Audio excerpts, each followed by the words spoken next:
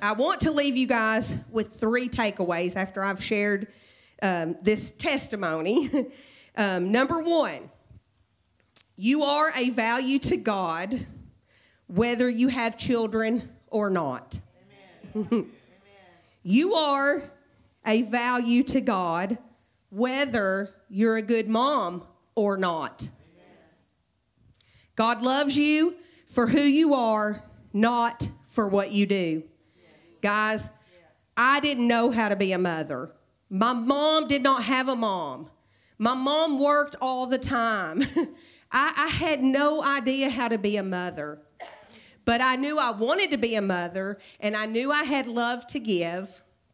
And so I did my best. I know I failed a lot, and if I had to go back, I'm sure I would do things differently. But guess what?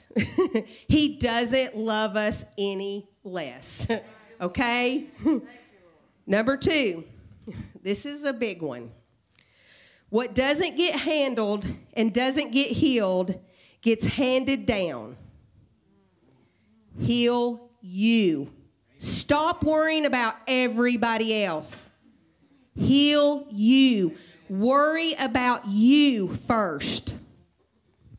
Break that curse and realize God's plan for your life.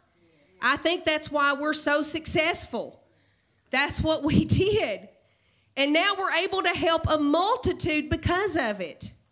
My poor mother, she experienced so much trauma in her life.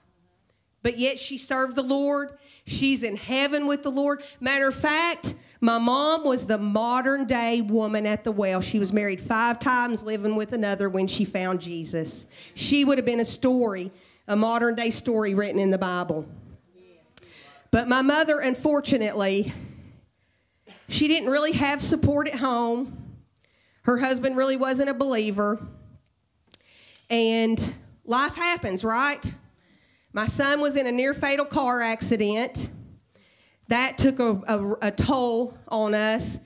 She would sleep with his graduation photo under her pillow. She would carry it after she'd wake up. She would carry it with her or put it in her purse everywhere she went.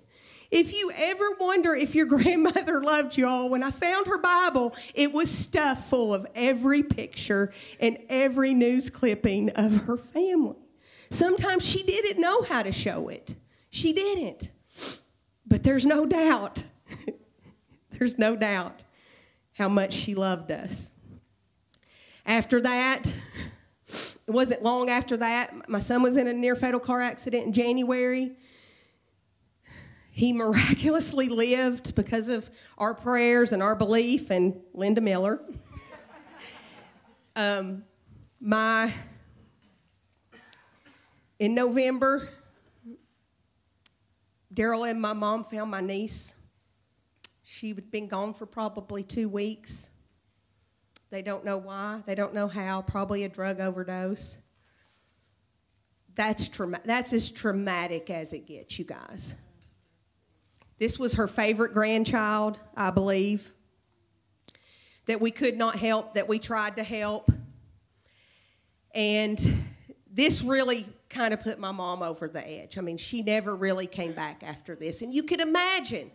I mean, I'm not going to go into the details, but it was probably the second hardest thing I've ever dealt with in my life. And then the next year, my oldest sister lost 2 children to drugs.